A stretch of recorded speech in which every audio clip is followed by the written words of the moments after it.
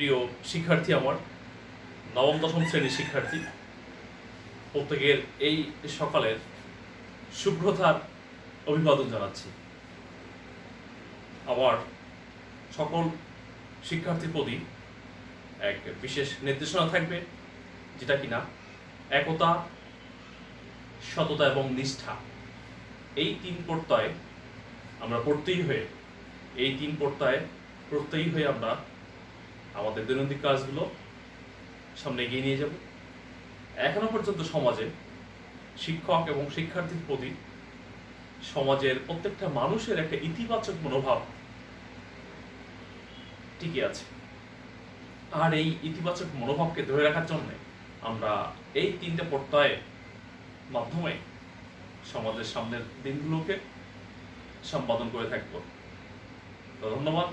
আজকের এই ইংরেজি ক্লাসে আমি যে বিষয়টা নিয়ে যে একটা নির্দিষ্ট বিষয়ে আলোচনা করব, সেটা হচ্ছে তোমাদের এই টেক্সট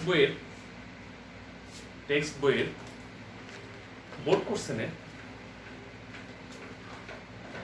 যেখানে একটা প্রশ্ন এসে থাকে, যেটা কিনা 10 দাগে, দেখো 10 দাগে একটা প্রশ্ন তোমাদের হয়ে থাকে। এই যে 10 দাগে আমি দেখাচ্ছি, এইটা নিয়ে কিভাবে লিখতে হবে, কি করে উত্তর করলে এটার মানটা যথার্থ মর্যাদা পাবে এবং যথার্থ মান ধরে রাখতে পারবে, সে বিষয়ে আমি আজ এক্ষুনি কথা বলবো।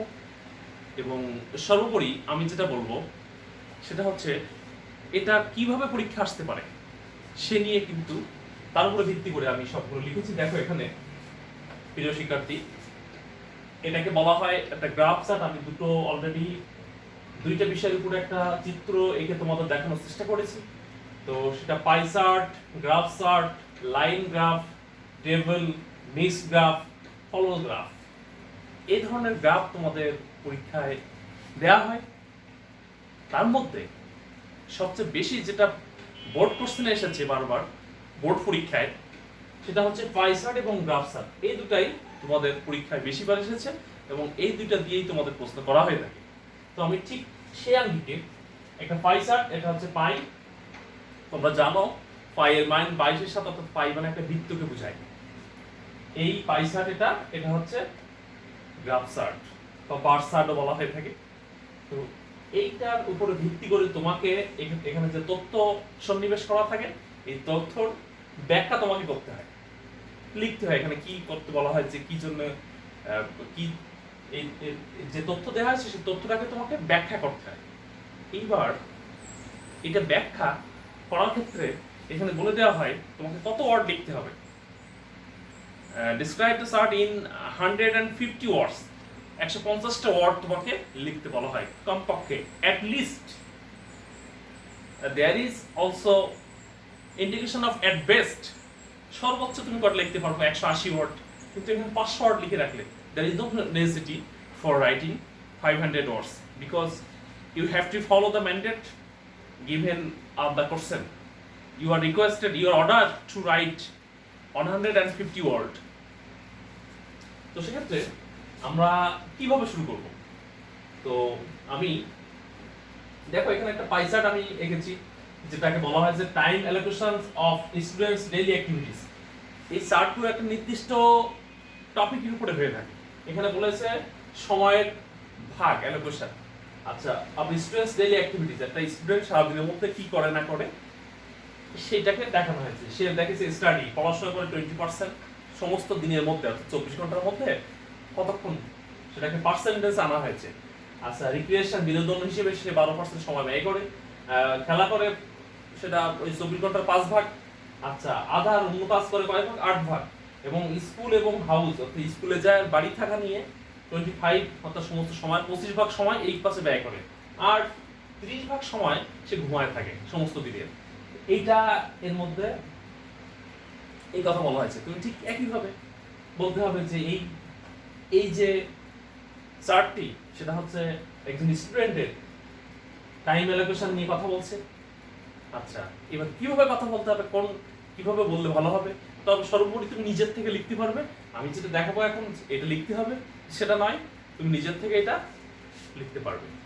তো সেই লিখতে পারাটা, মানটা যাতে ভালো হয়, সে কারণে কিছু নির্দেশনা আমি এখন দেখাবো। এই লেখার ক্ষেত্রে কোন ধরনের যুক্তি বা কোন ধরনের টেকনিক অ্যাপ্লাই করলে এটা যথার্থ মান পায়। আচ্ছা, এখানে একটা দেখানো আছে, দেখো বার চার্ট বা গ্রাফ চার্ট যেটাকে বলা হয় যে এখানে অবশ্যই এইটা টপিকটা এটা হচ্ছে এই এর উপরে ভিত্তি করে যে লিটারেসি রেট অফ বাংলাদেশের সাক্ষরতার হার ইন পার্সেন্টেজ এটা দেখানো হয়েছে কিসে, শতকরা দেখানো হয়েছে। দেখো 1980, 1990, 2000, 2010, 2020, এখানে 1980 থেকে 2020 অর্থাৎ কত বছর, 1980 থেকে তো তোমার 2020 40 বছরের একটা সমীক্ষা এখানে দেখানো হয়েছে, 40 বছর। তো সেক্ষেত্রে 2 3 4 হ্যাঁ 40 বছরের, তো সরি 50 বছরের এখানে একটা সমীক্ষা দেখানো হয়েছে 80 থেকে 2020। তো সেক্ষেত্রে 1980 সালে মানুষের সাক্ষরতার হার ছিল 45% শতকরা। আচ্ছা 90 সালে 56, আচ্ছা 2000 সালে কত হলো 63, 2010 সালে 60%, 2020 সালে হলো 75%। দেখো আস্তে আস্তে এখানে এসে 2010 সালে এসে একটু কমে যায়, যা ছিল এখানে 45 সালে পরপর আস্তে আস্তে বেড়েছে, 2000 সাল পর্যন্ত 63 হয়েছে, 2010 সালে এসে কি হয়েছে 60% হয়েছে। আচ্ছা এটাকে আমি চেঞ্জ করলাম,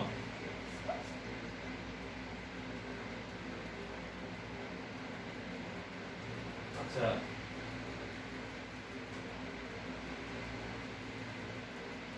এখানে 60, তাহলে দেখো 2000 সালে এসে 60%, 2010 সালে 63, 2020 সালে 75%। এইভাবে তোমাকে বলা হয়েছে। এখানে এনিহাও যেভাবে একটা তোমার তথ্য দেওয়া হবে তুমি ঠিক একইভাবে বর্ণনা করতে হবে, যে আমি যে চার্ট দেখতে পাচ্ছি কিভাবে কি বর্ণনা করতে হবে সেই বিষয়ে এখন কথা বলতে যাচ্ছি আমি এখন। তো প্রিয় শিক্ষার্থী, তোমাদের আমি যে গল্প পড়াচ্ছিলাম ইউনিট 2 লেসন 3 পড়ানো হয়েছিল চেঞ্জ ইন পাস্ট টাইমস, ঠিক আজ লেসন 4 এ দেখো আমরা ইউনিট 2 লেসন 4 এ একটা টেবিল চার্ট দেয়া হয়েছে। আমাদের আজ পড়ার যে বিষয়টা সেটা হচ্ছে ইউনিট, যেটা পার্ট ছিল আমার হয়ে থাকবে সেটা ইউনিট 2 লেসন 4। আচ্ছা ইউনিট 2 লেসন 4। তো সেক্ষেত্রে লেসন 4 এ ঠিক একইভাবে একটা এই যে টেবিল চার্ট এটা দেওয়া হয়েছে, টেবিল চার্ট। এই টেবিল চার্টকে তোমাকে ব্যাখ্যা করতে হবে। এনারা এই টেক্সট বুক কিভাবে ব্যাখ্যা করতে হবে সে টেকনিক কিন্তু এখানে দেখানো আছে। এটাই আমাদের নিয়মের একটা দলিল, ডকুমেন্টস, এটাই আমাদের নিয়মের একটা কি বলি পাণ্ডুলিপি। এটা দেখে এবং এর থেকে যে ধরনের তথ্য দেওয়া হয়েছে ঠিক একইভাবে আমরা সামনে এগিয়ে যাব। তো সেক্ষেত্রে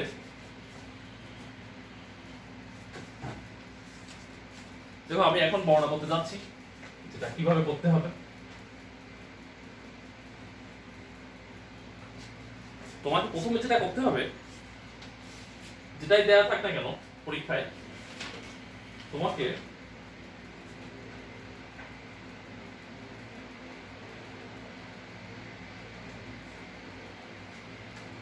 যেটা করতে হবে যে গ্রাফ করুক না কেন সেটা শুরুতে তোমাকে একটা গ্রাফকে পরিচয় করে দিতে হবে। পরিচয়,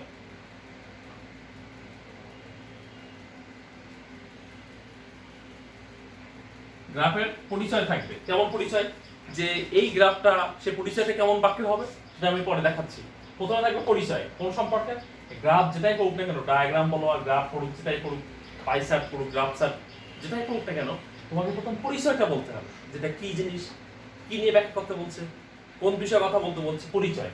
পরিচয় যে বাক্যটা সেটা আমি একটু পরে লিখে দিচ্ছি। পরিচয়ের পরে কি থাকবে, তোমাকে একটা এই সমস্ত গ্রাফটা মিলে সমস্ত গ্রাফটা কিসের উপরে কথা বলছে একটা সাধারণ তথ্য, সব গ্রাফ মিলে একটা সাধারণ তথ্য দ্বিতীয় বাক্যে। পরের বাক্যে এসে কি হবে, প্রথম বাক্যে হচ্ছে পরিচয় হবে, প্রথম বাক্যে হবে কি পরিচয়, পরে হবে হচ্ছে আচ্ছা জেনারেল ইনফরমেশন হবে, জেনারেল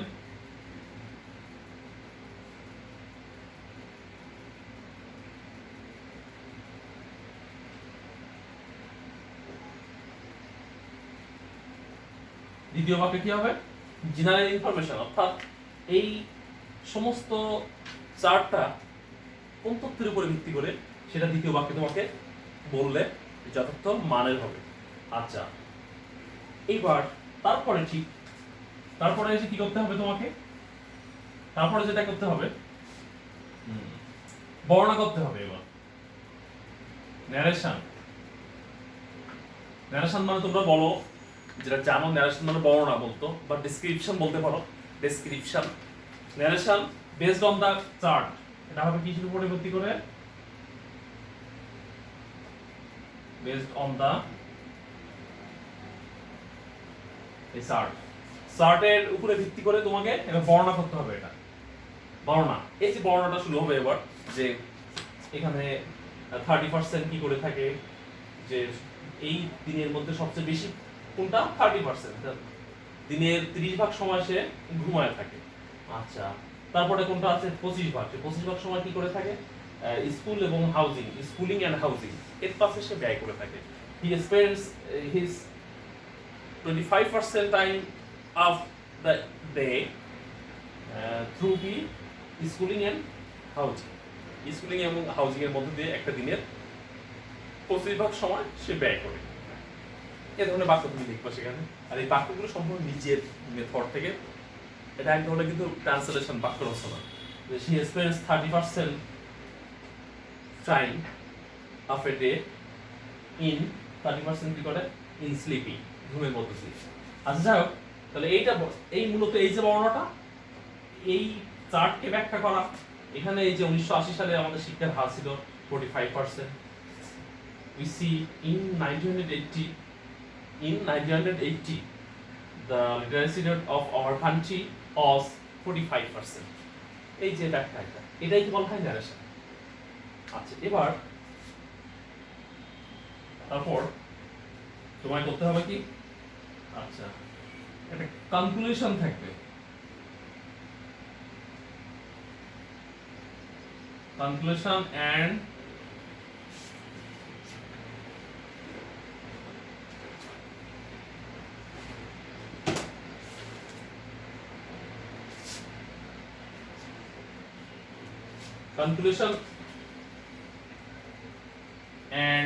personal opinion।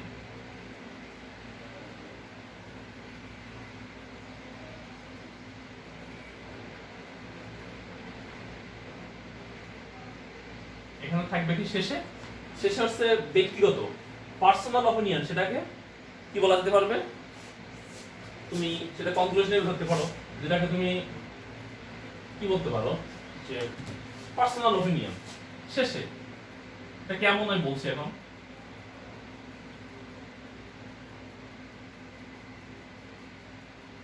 আর এটাকে তুমি কনক্লুশন হিসেবে ইউজ করতে পারো। কনক্লুশন যেমন এই সমস্ত চার্টটি ব্যাখ্যা করার পরে, যে এত পার্সেন্ট এই করে, এত পার্সেন্ট সময় এই ক্ষেত্রে ব্যয় করে, এত পার্সেন্ট সময় সে 8% সময় সে কি করে থাকে? খেলাধুলার মধ্যে দিয়ে ব্যয় করে থাকে। না আদার অন্যান্য ক্ষেত্রে 8%। সব বিষয়টার উপরে ভিত্তি করে এই ছেলেটি কিংবা এই স্টুডেন্টটি একজন ভালো শিক্ষার্থী, সে ভালো স্টুডেন্ট যারা, তারা দিনের সমস্ত সময়টা এভাবে এই কর্মকাণ্ডের মধ্যে দিয়ে ব্যয় করে। অতএব আমাদের উচিত এই ধরনের একটা টাইম অ্যালোকেশনকে মেনে চলা। We should follow this kind of time allocation as a good students. এই শেষ যে বাক্যটা, এটাকে বলা হয় তোমার ব্যক্তিগত অপিনিয়ন। এই ব্যক্তিগত অপিনিয়নের ক্ষেত্রে তোমাকে এই ধরনের বাক্য লিখতে হবে, যে আমরা at last we can say that this time allocation is good for every students and we should follow this kind of time allocation as a good student। এই ধরনের বাক্য নিজের থেকে লিখতে হবে। তো দেখো, আমি এই বিষয়গুলো, প্রথম বাক্যে কি? পরিচয়, কি সম্পর্কে, এইটা কি নিয়ে কথা বলছে পরিচয়টা, এবং সেই পরিচয়টা কেমন বাক্য হবে আমি এখন লিখতে চাচ্ছি সেটা। তারপরে কি? জেনারেল ইনফরমেশন, দ্বিতীয় বাক্যে জেনারেল, যে সাধারণ তথ্য কি? এই সমস্ত বিষয়টা নিয়ে কি বিষয়ের উপর কথা বলছে, কোন বিষয়ের উপর কথা বলছে সেটা। তাহলে প্রথম হচ্ছে পরিচয়, তারপর হচ্ছে জেনারেল ইনফরমেশন। আমি কিন্তু এটা কেন বলছি, যে তোমার পরীক্ষায় এই চার্ট ভিন্ন বিষয়ে পড়তে পারে, তখন এই যে পালাক্রম, কোন বিষয়ের উপরে কোন বিষয়টাকে লিখলে আমাদের স্ট্যান্ডার্ডিটি যথার্থ থাকবে, সেটা আমি সেই বিষয়ের উপরে গুরুত্ব দিয়ে আমি কিন্তু এইগুলো আলোচনা করছি। প্রথম পরিচয়, তারপর হচ্ছে সাধারণ তথ্য, পরিচয়, তারপরে কি সাধারণ তথ্য, সাধারণ তথ্য, ওভারঅল, ওভারঅল দ্য চার্ট। প্রথম পরিচয়, তারপর সাধারণ তথ্য, ওভারঅল অন দ্য চার্ট। তারপর হচ্ছে ন্যারেশন বা ডেসক্রিপশন, এই যে বর্ণনাটা, এর বর্ণনাটা করবে। তারপরে এবার বর্ণনা করার পর শেষে আছে পার্সোনাল অপিনিয়ন। সমস্তটা এই যে বিষয়গুলো এখানে হাজির করা হয়, এই বিষয়ের উপর একটা ইতিবাচক বা নেতিবাচক দিক থেকে থাকে, যে এই বিষয়টা সমাজের জন্য ভালো, এই বিষয়টি সমাজের জন্য খারাপ, এই বিষয়টি আমাদের জন্য ভালো, এই বিষয়টি আমাদের জন্য খারাপ, এই বিষয়টি কোনো প্রতিষ্ঠানের জন্য ভালো, যাক যে বিষয়ের উপর দেওয়া হবে তার একটা ভালো বা মন্দ দিক থেকে থাকে। তুমি কনক্লুশনে এসে, অর্থাৎ কনক্লুশন বলতে সর্বশেষ অপিনিয়ন, এখানে কিন্তু একটা প্যারাগ্রাফ যেমন একটা প্যারা লিখতে হয়, এখানে একটা প্যারা লিখতে হবে না, তুমি একটা প্যারাও নিতে পারবে, করতে পারবে। যাই হোক, এই তোমার সর্বশেষ কি ব্যক্তিগত যে অভিমত, সেটা এটা বিষয় কি হচ্ছে না হচ্ছে, আমাকে গ্রহণ করা উচিত কি না, এই ধরনের একটা কথা বলে শেষ করতে হবে। তো আমি 4টা বিষয় কিন্তু লিখেছি, 1 2 3 4। প্রথমে তোমরা বলবা পরিচয়, সাধারণ তথ্য, ন্যারেশন, পার্সোনাল অপিনিয়ন। পরিচয়, সাধারণ তথ্য, বর্ণনা, ব্যক্তিগত অভিমত, ইংরেজিতে বলতে পারো introduction, general opinion, narration, introduction, general opinion, narration, personal opinion. এই 4টা বিষয়, প্রত্যেকটা চার্টের এই 4টা বিষয় থাকতে হবে। তো প্রিয় শিক্ষার্থী, এই 4টা বিষয় প্রত্যেক চার্টে তোমাকে অবশ্যই রাখতে হবে। যেটা হচ্ছে তোমাকে বলা হয়েছে কি, আমি প্রথমে আবারও বলছি, পরিচয়, যেটাকে introduction, general information, narration, personal opinion. এই 4টা বিষয় তোমাকে বাই টার্ন্স আলোচনা করে এই চার্টটি শেষ করতে হবে। আর ন্যারেশনটা অবশ্যই বেসড অন দ্য চার্ট, চার্টের উপরে ভিত্তি করে হয়ে থাকবে। তো আমি এখন লিখতে যাচ্ছি যে সেই পরিচয়টা কেমন হবে, আর জেনারেল ইনফরমেশনটা কেমন হবে, আর যেটা ন্যারেশন, পার্সোনাল অপিনিয়ন। এই ন্যারেশন এবং পার্সোনাল অপিনিয়ন, ন্যারেশনটা সম্পূর্ণই চার্ট দেখে লিখবে। এটা তো চার্ট টু চার্ট ভ্যারি করবে। বর্ণনা যেটা, সেটা চার্ট যেমন দেওয়া হবে ঠিক তেমনই বর্ণনা, এখানে চার্ট টু চার্ট এই বর্ণনা ভ্যারি করবে। পার্সোনাল অপিনিয়নও চার্ট টু চার্ট তফাৎ হবে, ভ্যারি করবে। যেখানে যেমন বর্ণনা দেওয়া থাকবে ঠিক তেমন পার্সোনাল অপিনিয়ন, যেমন বর্ণনা ঠিক তেমনই ব্যাখ্যা। যাই হোক, আমি এই পরিচয় এবং জেনারেল ইনফরমেশন যেটা, এটা প্রায় চার্টের ক্ষেত্রে একই ধরনের কথা বলা যেতে পারে, তবে সেটা একই ধরনের বললে একটু মানে ঘাটতি হয়ে যায়। আমি সেখানে সুন্দরভাবে কিভাবে বলা যায় আমি এখনই বলতে যাচ্ছি। তো প্রিয় শিক্ষার্থী, বিষয়টি কিন্তু মাথায় রাখবে, 4টা বিষয় আমাদের প্রাধান্য দিতে হবে।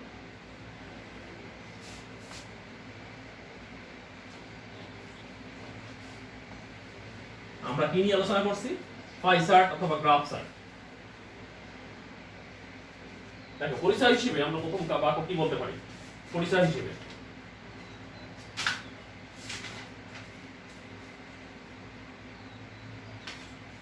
যেগুলো বলতে পারি আমরা, দেখো প্রথমটা একটা বাক্য আমি লিখছি, দ্য চার্ট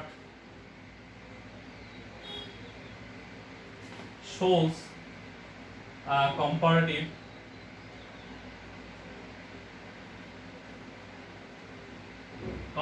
study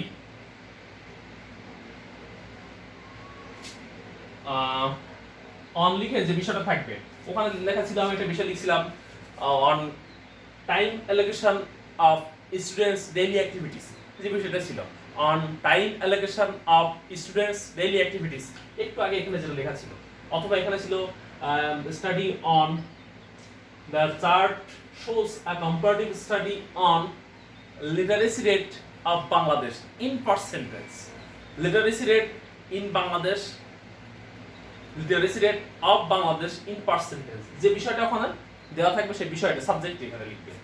আচ্ছা, অথবা প্রথম এটা কিন্তু সে পরিচয়টি, তুমি এটা লিখতে পারবা, অথবা এই বাক্যটাও লিখতে পারবা, the graph chart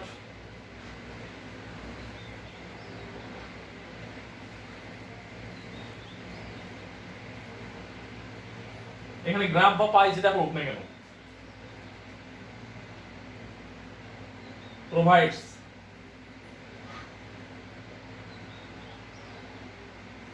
information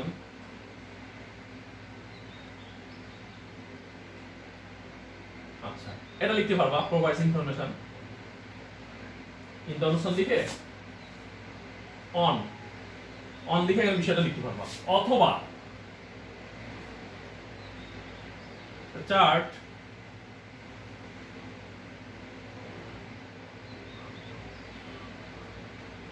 represents on এটা লিখতে পারবা অথবা কি লিখতে পারবা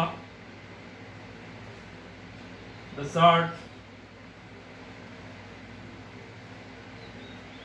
indicates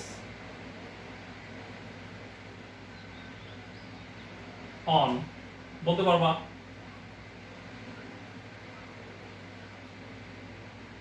the graph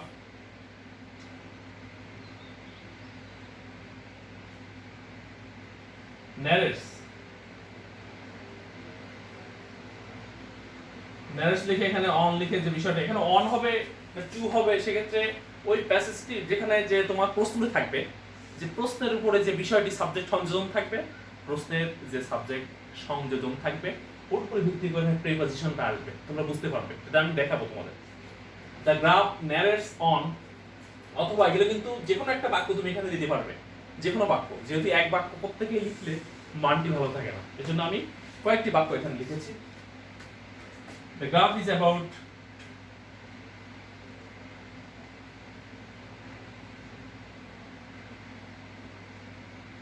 এগুলো সবই পরিচয় এগুলো সবই কি পরিচয়ের বাক্য যেগুলো সেগুলো এই পরিচয় হিসেবে যে বাক্য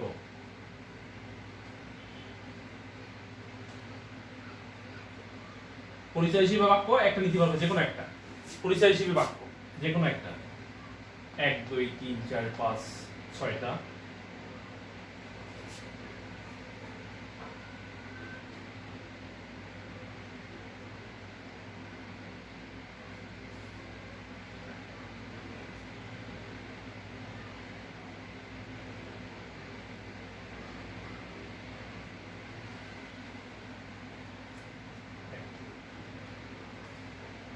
আচ্ছা যাই হোক আমি 6টা বাক্য লিখেছি এখানে 6টি বাক্য আমি এখানে লিখেছি ইন্ডিকেটস নারেটস অ্যাবাউট রিপ্রেজেন্টস ইলাস্ট্রেটস আরেকটা বাক্য লিখতে পারো সেটা হচ্ছে দিস চার্ট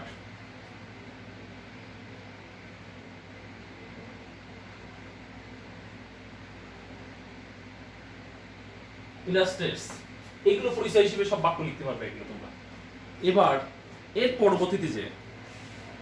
এর পরবর্তীতে একটা সম্যক ধারণা দিতে হবে তোমাকে কি ধারণা একটা সম্যক ধারণা যেটা শুরু করবে আমি সেটা বলতে যাচ্ছি এখন পরিচয় হিসেবে যে বাক্য সেটা তুমি লিখেছো কিন্তু এটা পরিচয় হিসেবে বাক্যগুলো আমরা এখানে লিখেছি এবার এর পরবর্তী সময়ে আমি বর্ণনা করতে যাচ্ছি যে বিষয়টি সেটি হচ্ছে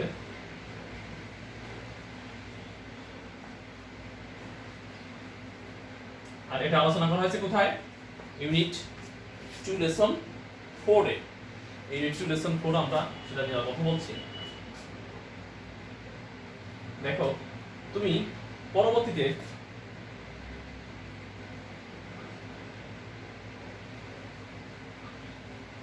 this chart is an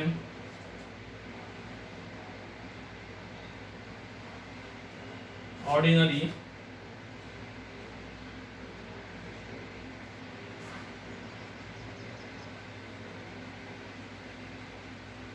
graph on লিখে সাবজেক্ট লিখবে এখানে on লিখে ওখানে হচ্ছে on টাইম অ্যালোকেশন ছিল সেটা অথবা on literacy rate this chart is an ordinary graph on এখানে this chart is an ordinary graph এই গ্রাফ না লিখে এখানে ডায়াগ্রামও লিখতে পারবা গ্রাফ না লিখে কি লিখতে পারবা ডায়াগ্রামও লিখতে পারবা ডায়াগ্রাম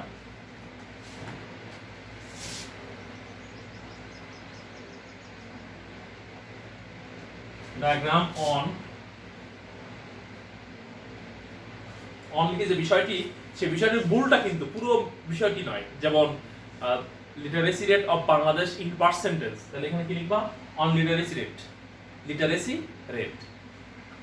আচ্ছা, ওখানে ছিল কি যে time allocation of students daily activities on time allocation. আচ্ছা, এবার পরে তুমি লিখতে পারবা কি, ইট শোজ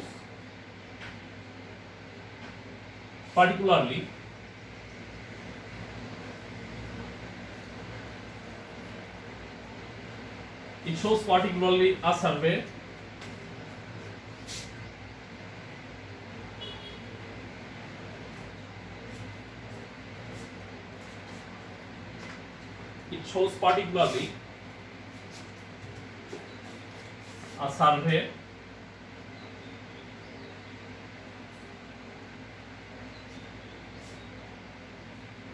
on আচ্ছা, এখানে দেখো বইতে যেটা ছিল আমি লিখছি, যেটা বইতে এখানে দেওয়া হয়েছে,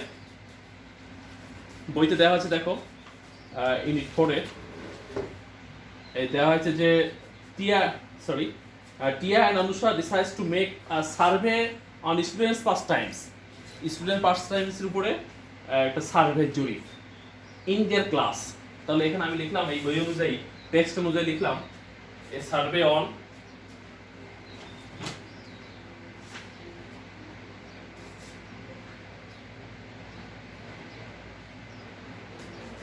students pastimes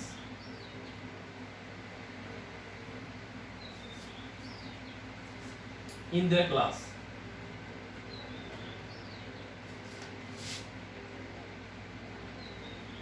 আচ্ছা, তাহলে এখানে তুমি কি বলতে পারবা, এখানে যেটা বলতে পারবে this chart is an ordinary diagram on pastimes বলতে পারবা, এখানে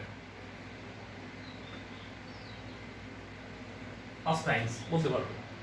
আচ্ছা, এবার কি বলেছো, এই জরিপ দেখাচ্ছে particularly a survey on students pastimes in their class। আচ্ছা, এবার এই বইয়ের মধ্যে এখানে দেখো যেটা দেওয়া হয়েছে, এখানে ক্লাস 9, 10 এবং ফর ক্লাস 5 আর 6 দুইটা গ্রুপ, স্টুডেন্টের দুইটা গ্রুপের বিনোদনের একটা চিত্র তুলে ধরা হয়েছে। এখানে কয়টা গ্রুপ আছে? দুইটা গ্রুপ। তো সেক্ষেত্রে তুমি বলতে পারবে there are two groups of students,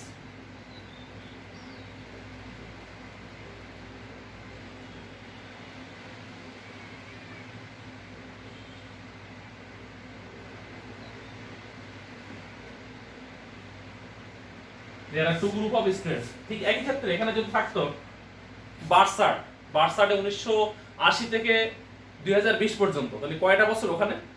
there are a study on 5 years, there are তুমি সমীক্ষা স্ট্যাটিস্টিক্স, ওখানে সমীক্ষা থাকতে পারে। ওখানে এই তোমার প্রশ্নের মধ্যে যে বিষয়টি বলা থাকবে there are a study, there are a survey, there are a percentage of 5 years in literacy rate, যে সাক্ষরতার 5 বছরের একটা সমীক্ষা এখানে দেখানো হয়েছে। এই বাক্যটা there are two groups of students, এখানে ছাত্রদের দুইটা দল আছে। ঠিক এই পাইসার্ট বা বারসার্ট বা গ্রাফসার্ট ওখানে যদি তোমাকে 5 বছরের একটা সমীক্ষা দেওয়া থাকে, তুমি এখানে there are a study on 5 years বলতে পারবা। ওখানে যদি থাকে টাইম অ্যালোকেশনটা বলা থাকে there are a time allocation of 24 hours, এটা বলতে পারবা। ওখানে যে বিষয়টা থাকবে এই বাক্যটা ঠিক সেভাবে যাবে। তাহলে এই তিনটে বাক্য কিন্তু খেয়াল রাখবে তোমরা, এই তিনটে বাক্য শুরুতে খেয়াল করবে। এবার এরপরে বর্ণনা, এরপর কি হবে? এরপর হচ্ছে বর্ণনা, ন্যারেশন। এরপর থাকবে হচ্ছে তোমাকে যে ন্যারেশনটা যেটা বলেছি আমি, ন্যারেশনের পরে এই ন্যারেশনটা এখানে তুমি লিখবে। এবার ন্যারেশন এখানে লিখতে থাকবে। শেষে এসে আলটিমেটলি তুমি তোমার নিজের অপিনিয়ন বলবা, যখন তখন বলবা যে ইন ফাইন, অবশেষে ইন ফাইন মানে ইন কনক্লুশন অথবা ইন ফাইন যেটা বলো,